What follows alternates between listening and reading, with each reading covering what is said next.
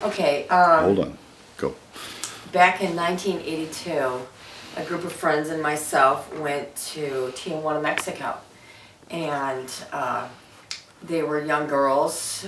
One's name was Bridget, the other one was Bobette.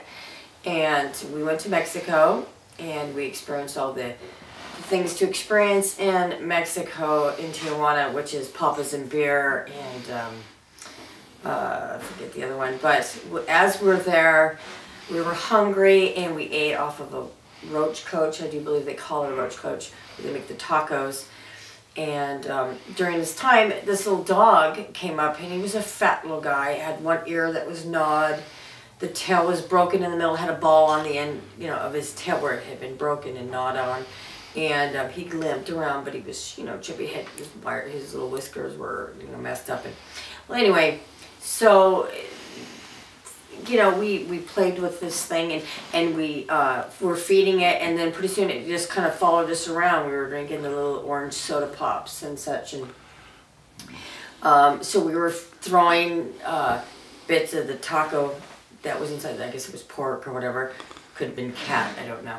But we were throwing it, and he would run and get it, and then, you know, come back. And so we started throwing wadded up pieces from straws, you know, and he would bring it back to us like fetching a ball. But anyway, but he was really cute, and we named him Poncho, and he followed us around Mexico for a while. And towards our end of our journey, my girlfriend says, well, I can't just leave this guy here, and we should take him and give him a better life. And we lived in Placentia, California, which is about an hour and a half, more, about 2.5 hours from the Tijuana border to San Diego. Anyway, so we decided to bring the animal back with us and live with us. Well, you know, at first, you know, we traded off on where the animal would stay, you know, a couple nights at Bobette's house, a couple nights at my house. And so what had happened was he became sick. Poncho, we named him, and Poncho became violently ill. He had started throwing up when she gave him milk or something, I don't remember exactly, but he became violently ill. Well, we took him to a vet, and during this time she called me and says, "You've got to come down here, I'm in big trouble."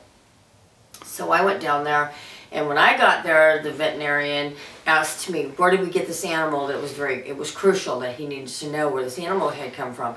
And I was kind of scared and reluctant to tell him where we had gotten it, because, you know, knowing it came from Mexico, because we had to smuggle it across the border for one, underneath, you know, it was during the 80s, okay, back when, you know, Madonna, like a virgin, you know, with the skirts and the fluffy. And so we had to hide the animal under skirts.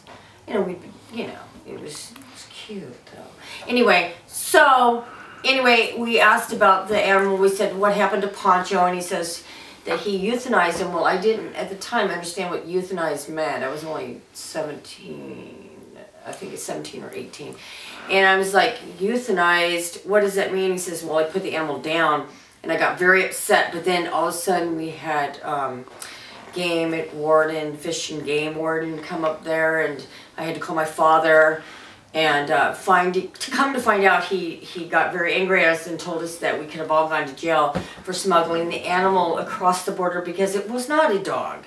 It was a large sewer rat, and that you should never smuggle animals across the border, because it might not be Poncho the dog, it might be Poncho the sewer rat, which kind of grosses me out now to think, because he slept with us and licked us on our faces, and yeah, it wasn't a good thing.